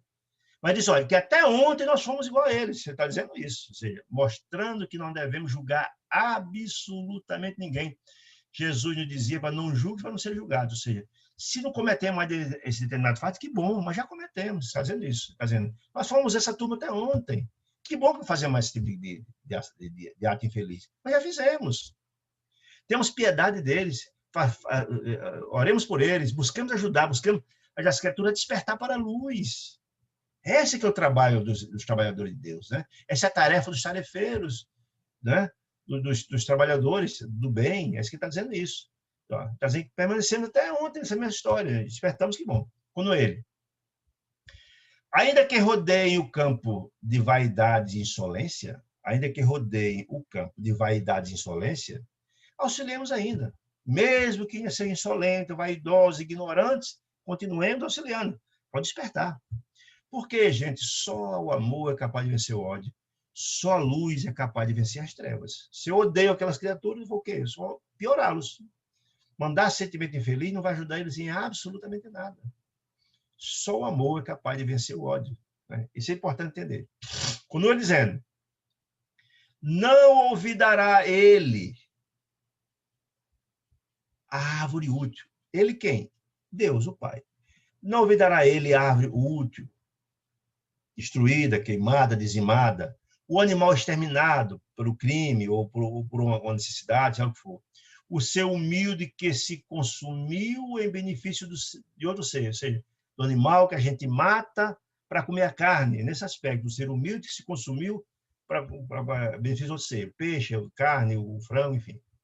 Cooperamos por nossa vez, lembra que ela fala dos trabalhadores, cooperamos por nossa vez no despertar dos homens, nossos irmãos, relativamente ao nosso débito, nosso que está falando, humanidade. Cooperamos por nossa vez no despertar dos homens, nossos irmãos, relativamente ao nosso débito para com a natureza maternal. A natureza é mãe de todos nós. Eu gosto demais da expressão dos povos, dos incas. A gente vê muita essa expressão, se andando pelos Andes, Peru,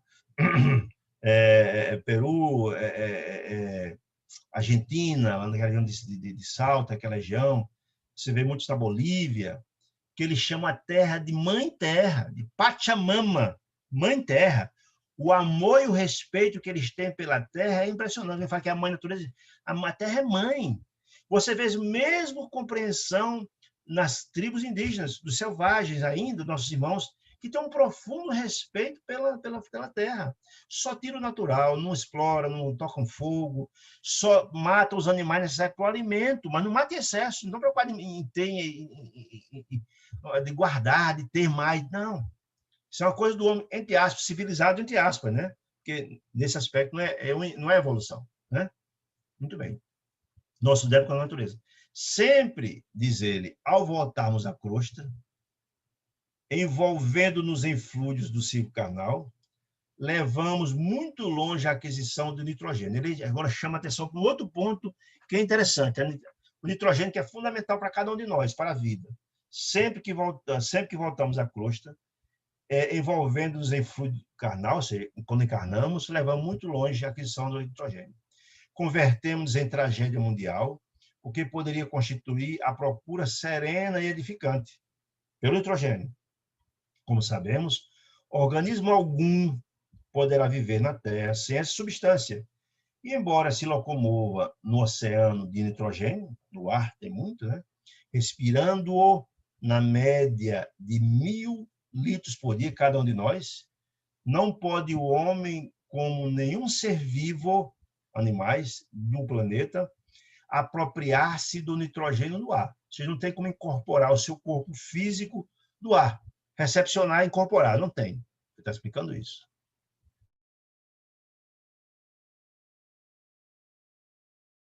Diz Aniceto na sua lição magnífica e morredora. Não permite o Senhor, portanto Deus, a criação de células nos organismos viventes, homens e animais do nosso mundo, que procedam à absorção espontânea desse elemento, do nitrogênio, de importância primordial na manutenção da vida, como acontece com o oxigênio, que esse é absorvido nas células, né? No oxigênio comum. Somente as plantas, olha que coisa maravilhosa, a criação de Deus é completa demais. Somente as plantas infatigáveis operárias do orbe do planeta, consegue retirá-lo do solo. As plantas, nos frutos ou nas sementes, consegue retirar e incorporar, né? E a gente come o fruto e a semente, que é fundamental para a vida do homem, né? Fazendo isso. Somente as plantas e tal, do solo, fixando o nitrogênio para o entretenimento da vida nos outros seres. Ou seja, na hora que os frutos, na hora que as folhas, na hora que as sementes nós nos alimentamos, nós, os animais, assimilamos isso, a gente recebe o nitrogênio. Cada grão de trigo, diz ele, é uma bênção nitrogenada. Está lá no grão de trigo o nitrogênio dentro, para o sustento das criaturas. Cada fruto da terra é uma bolsa de açúcar e albumina, repleta de nitrogênio, indispensável ao equilíbrio orgânico dos seres vivos. Todas as indústrias agropecuárias não representam, na essência, senão a procura organizada e metódica do precioso elemento da vida, do nitrogênio, né?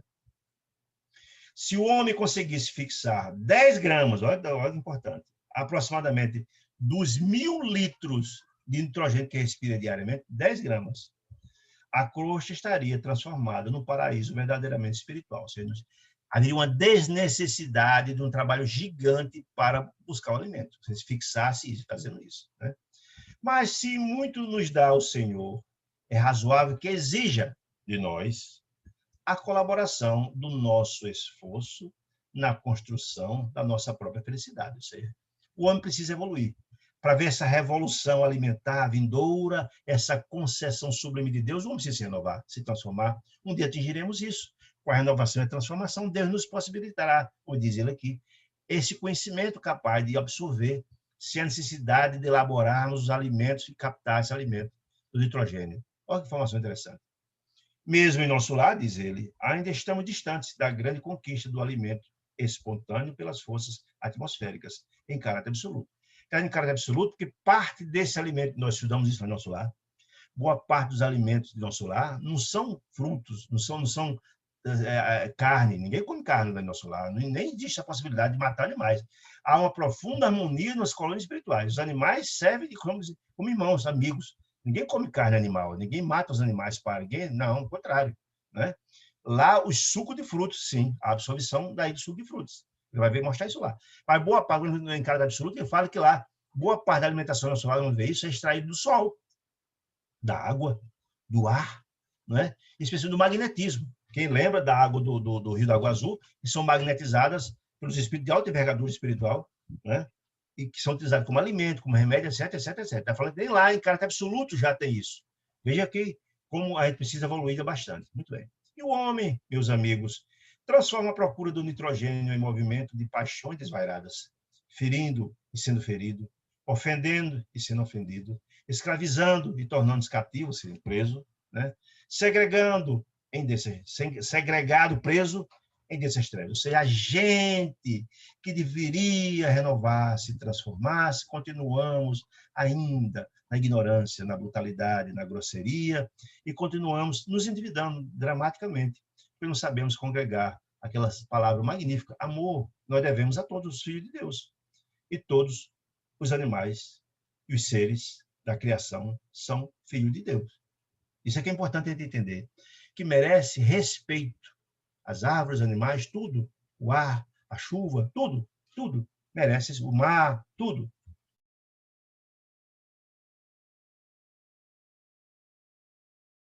Em uma nova era, em uma era nova. Que nova era essa, gente? O planeta é renovado, transformado, né? Isso é muito importante, né? Para se mudar a psique do planeta, mudar o estágio vibracional do planeta, o estágio evolutivo, tem que mudar o coração dos homens. Isso é fundamental, né? Continua dizendo,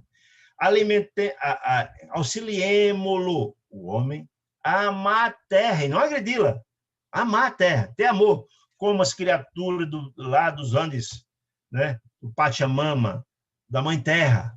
Auxiliemos a amar a terra e não destruir, que ela é fonte nossa de vida, antes de explorá-la no sentido inferior. Explorar no sentido inferior, não é explorar no sentido de plantar e colher, não. Explorar no sentido inferior, destruir, né? Tirar, matar o que dá vida, né? a valer-se da cooperação dos animais, e não maltratar os animais, da cooperação dos animais, nossos amigos, nossos auxiliares, né? Sem os recursos do extermínio. Exterminar os animais é tolerável, o animal que é abatido para alimentação, mas matar por matar, então vamos ver aqui em situações, ele vai explicar aqui. Eles, quando chegar nesse processo evolutivo, quando deve esse salto evolutivo, quando atingir esse patamar de compreensão, como nas colônias espirituais, que não se matam, não se maltratam os animais, nem se come a carne animal, estão no outro patamar de compreensão, e você deve lembrar das mudanças alimentares do nosso lar, houve uma guerra, basicamente, do nosso lar, estudamos isso lá no nosso lar, né? 30 anos de luta para mudar o processo de alimentação. Muito bem. Nessa época, quando a terra modificasse, se transformasse, o matadouro de animais será convertido em local de cooperação, e não de morte e sofrimento, onde o homem atenderá os seres inferiores, os animais, atenderá com carinho, amor, compreensão, assistência, e onde estes animais atenderão a necessidade do homem. E as árvores, filhos de Deus também, úteis, viverão em meio do respeito que lhe é devido, e não o maltrato, o sofrimento, a queima, a derruba, por interesses pequenos, para paisagem, para, enfim, grilagem, por aí vai, né? Neste tempo sublime, a indústria glorificará o bem. Gente, se vocês devem lembrar lá da história do nosso lar. Nosso lar não há preocupação de ter dinheiro. Para quê? Nosso lar tinha um outro patamar de compreensão. Todos do nosso lar que trabalham no trabalho têm cama, tem moradia, tem alimentação, tem vestuário. Os que têm médicos, trabalham, têm médico, têm acesso a outras questões, cursos, viagens, alguma coisa melhor. Mérito, mas não é para ficar rico. Não existe no celular a possibilidade de você ter duas casas, é impossível isso. Só tem a casa, quem tem um médico que ganha por mãos de hora para conseguir a cada família, depois de muito trabalho. Mas ninguém pode ter duas, três casas para especular, isso não existe. Porque o patamar de compreensão é outro. Todos estão pensando no bem-estar de toda a grande família de Deus, e não está pisando no outro, ter para reprimir, para pisar, para achar que tem. Não tem sentido isso, é uma coisa, está dizendo isso, né? Muito bem. Nesse tempo sublime, a indústria glorificará o bem. Lembra que essa indústria do nosso lar, muita gente trabalha no nosso lar no fábrica de roupa, para todo mundo. Ninguém está preocupado em especular, não, é tudo propriedade de todo mundo, é outra mentalidade.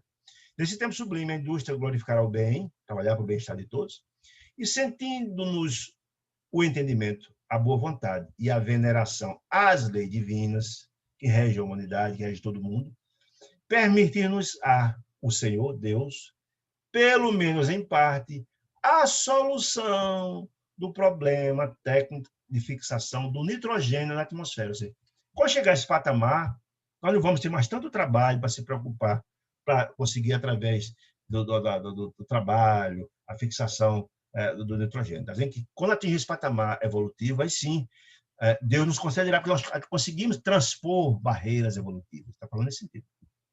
Muito bem. Quando ele dizendo, ensinemos nossos irmãos que a vida não é um roubo incessante, não é, a vida não é isso. Para eu viver, não tem que estar prejudicando o outro. Que a planta lesa o solo, não, a planta não lesa o solo, ela extrai do solo o nutriente que precisa. Que o animal não extermina a planta, não, ela utiliza a planta para se alimentar. E o homem assassina o animal. Nós vamos educar os homens para mudar essa ideia, não é um roubo incessante, não, né?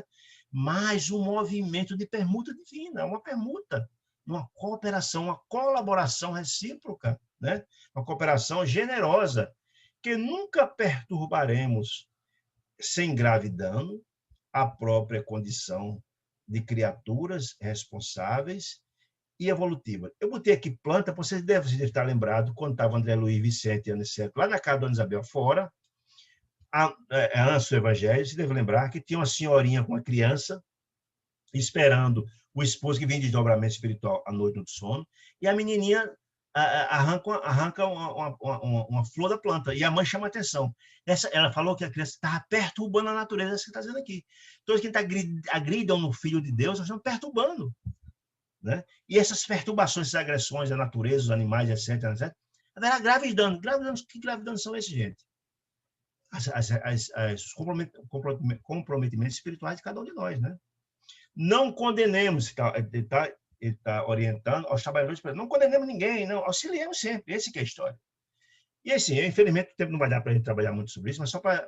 Tem livros que trabalham essa história. Tem um livro muito interessante, Fisiologia da Alma, de Ramatiz, que vale muito a pena ler, que trata um pouco dessa questão, Tem um livro muito bom de Chico Xavier, O Amigo dos Animais, de Carlo Bacelli, que trata muito isso, a história dos espíritos, dos animais, etc, etc. Tem várias outras obras que tratam desse assunto. Infelizmente, não vai dar para tratar isso agora. Bom, a Assembleia, tanto quanto nós, estávamos em forte pressão. Depois dessa aula magnífica de Aniceto, todos ficaram muito felizes com grandes conhecimentos importantes que a André Luiz compartilha conosco nesse livro. Aniceto calou-se, depois da lição sublime. Contemplou com simpatia os animais e as aves, que até de um pio. Lembra que era começo da noite, né? Como se estivesse a endereçar-lhe aos animais profundos pensamentos de amor. E aí eu volto à leitura do livro Francisco de Assis, que falava com os animais. Se Aniceto estava endereçando sentimento de amor e eles estavam todos ouvindo, estava recebendo, né? Porque a comunicação entre seres humanos e animais existe, está claro. Talvez André Luiz não atingiu ainda esse patamar de compreensão, mas está claro que ele existe nessa informação, endereçando pensamento de amor. E a seguir fechou o livro sagrado, o Evangelho, com essas palavras. Observamos com o Evangelho que a criação, Deus, aguarda ansiosamente a manifestação dos filhos de Deus, nós encarnados. Né? Aguarda ansiosamente a manifestação dos filhos de Deus. Que manifestação, gente? A compreensão, o despertar para viver em harmonia com todos os filhos da criação do Pai, em harmonia com todos. E aqui conclui o capítulo que eu achei sensacional. Concordamos que as criaturas inferiores, os animais, plantas, etc., têm suportado o peso de iniquidades imensas, de agressões múltiplas, violências múltiplas, né? Continuemos, diz ele, em auxílio delas. De quem? Dessas criaturas, desses seres inferiores também. Não só dos homens, mas também dessas criaturas, né? Filhos de Deus que sofrem brutalmente essas iniquidades. Mas não nos percamos em vãs contendas. Não adianta a gente estar brigando por um com o outro. Não vai o caso. Nós temos que auxiliar todos, visando a autoiluminação de cada um deles. Os homens esperam também, diz Aniceto, a nossa manifestação espiritual, ou seja, a nossa contribuição para se renovar. Desse modo, ajudemos a todos, diz Aniceto, todos, no capítulo do grande entendimento. Olha, gente, quanta lição extraordinária. Quanta lição extraordinária. Eu sei que o tempo está avançado, mas eu queria ler uns trechinhos aqui de uma pergunta que foi feita a Chico Xavier sobre a convivência dos homens e animais, que vale muito a pena. Eu sei que o tempo está avançado, vamos lá. Pensamento de Chico Xavier sobre animais. Um amigo perguntou a Chico qual o animal mais evoluiu espiritualmente. E ele anotou a resposta. O amigo anotou a resposta de Chico. É o cão. O cão desperta muito amor e é modelo de fidelidade. E esse é fato. As pessoas que amam e cultivam a convivência com os animais, especialmente os cães, se observarem com atenção, verificarão que várias espécies de cães e os animais são portadores de qualidades consideradas quase humanas. Olha que informação interessante. Raiando a prudência, paciência, disciplina, obediência, sensibilidade, inteligência, improvisação, espírito de serviço, vigilância e sede de carinho. Que coisa interessante. Infundindo-nos aos humanos a ideia de que quanto mais perto se encontram das criaturas humanas, que quanto mais o contato for próximo, fraterno e respeitoso e amoroso, né? Mais lhes assemelham, os animais se assemelham uns aos outros, preparando-se para o estágio mais próximo da hierarquia espiritual. Hierarquia, ou seja, a evolução. Nós contribuímos imensamente com os animais no seu processo evolutivo. Você deve lembrar, eu esqueci o nome do filme, lembrei agora aqui, do filme muito interessante com o Richard Gere, baseado num fato real, de que todo dia ele ia trabalhar e vinha no trem. E o cachorro todo dia esperava ele na estação, esperava ele. E ele morreu. E todo dia o cachorro ia para a estação por muito tempo, esperar ele por muito tempo. Tem até uma estação, tem inclusive uma estátua do cachorro lá na estação. É um fato histórico nos Estados Unidos, que mostra exatamente a dedicação, o amor, a vigilância, o carinho que os animais têm, né? Bom, segundo Chico, segundo o iluminado espírito Emmanuel, os animais são nossos parentes próximos. São parentes, são filhos do mesmo pai, né? Com sua linguagem, seus afetos e sua inteligência rudimentar. Essa inteligência rudimentar, parênteses meu, é o princípio inteligente. Ele não tem livre-arbítrio, mas tem um princípio inteligente, então, que progride. Muito bem, continuando. Nossos benfeitores espirituais nos esclarecem que é preciso que todos nós, encarnados, consideremos que os animais diversos a nos rodearem, a existência de seres humanos em evolução do planeta, são nossos irmãos menores, mesmo que lá atrás, ano certo, desenvolvendo em si mesmos, os animais, o próprio princípio inteligente, que progride.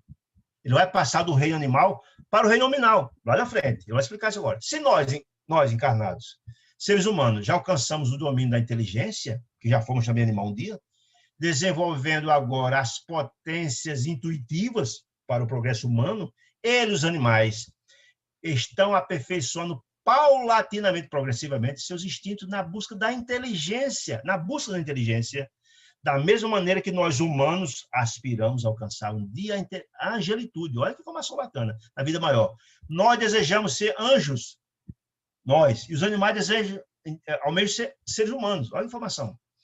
Personificar essa angelitude em nosso Mestre Jesus, Senhor Jesus. Eles, os animais, aspiram ser, num futuro distante, homens e mulheres inteligentes e livres. Assim, essa mudança do reino animal para o nominal está claro aqui, mostrando. Quem disse isso é o próprio Emmanuel, né? Uma informação bacana. Muito bem. Quando ele dizendo, assim sendo, nós podemos nos considerar como irmãos mais velhos e mais experimentados dos animais. Olha a informação. Qual é o papel dos irmãos mais velhos, gente? Educar os irmãos mais novos, não é não? Claro que é. Esse é o papel. Eu vou dizer agora. Deus, outorgou aos homens, os irmãos mais velhos, a condição e proteção de nossos irmãos mais novos, os animais. Olha aí. Condição de proteção e educação dos irmãos mais novos, os animais. Olha aí. E o que é que a humanidade tem agido em relação aos animais nos inúmeros séculos de nossa história? Porventura, nós, os homens, não temos nos transformado em algozes dos animais, ao invés de seus protetores fiéis? Quem ignora que a vaca sofre imensamente a caminho do matadouro? Quem duvida que muito antes do golpe fatal, os bovinos derramam lágrimas de angústia? Já foi filmado, gente, os animais chorando de seres, sabem que vão ser mortos. Sentem isso. Impressionante. Não temos treinado cães, determinadas raças de cães, exaustivamente para o morticínio e os ataques? Não? Para matar, para fazer, acontecer? Que dizermos, olha que absurdo, das caçadas impiedosas de aves e animais silvestres, unicamente para o prazer esportivo? O cara mata por matar, pelo prazer de matar. Gente, isso é uma... Que estágio nós estamos? Nós matamos por prazer de matar. Meu Deus. Que dizemos das devastações inconsequentes do meio ambiente? Eu botei recente, né? Pantanal, Amazônia, devastação de espécies, que a gente já sabe. É uma tristeza ver isso. É um fato. Mostra que estágio nós estamos ainda. Devastando o lar maravilhoso que Deus nos deu. Muito bem. Tudo isso se resume em graves responsabilidades para os seres humanos. É claro que sim. Deixar claro, gente, para os seres que são protagonistas, mas a raça humana tem um karma coletivo disso, não tenha dúvida, com as guerras. Você deve lembrar que a Anselmo falou disso, né? A angústia, olha que informação importante. A angústia, o medo e o ódio que provocamos nos animais, como o bicho, o ar que atacou o ser humano, o homem lá, os animais, lhes alteram o equilíbrio natural de seus princípios espirituais. Ou seja, o princípio espiritual do animal, em vez de educar, fica deseducado, fica revoltado, desequilibra. Angústia, com medo e com ódio. Um ódio que tem do agressor, do cara que só vai matar, que só vai machucar. Só vai... Olha que informação interessante. A vez de contribuir para a gente ajudar aquele ser a evoluir, não. Estão embrutecendo mais ele. Estão dificultando o processo evolutivo dele. Olha a informação. Aí diz aqui, para concluir, a responsabilidade maior recairá sempre no desvio de nós mesmos, que não soubemos guiar os animais no caminho do amor e do progresso, segundo a verdade de Deus. Muita paz. Gente, essa mensagem é absolutamente educativa demais. Fala aos nossos corações. Tem tudo a ver com o que terminou o capítulo que terminou de ler. Mas os que têm interesse, lê o livro dos Espíritos, Animais e Homens. Gente, das perguntas 592, 610, ensinamentos importantíssimos para compreender a natureza dos animais e a conexão nossa, seres humanos, com as coisas de Deus também. É isso, meus amigos. Muitas e extraordinárias informações, esse capítulo com tanta informação. Sei que tem bastante cansativo. Se tiver alguma pergunta, estamos aqui à disposição. Se não, vamos fazer a nossa prece. Agradecemos pela paciência de todos.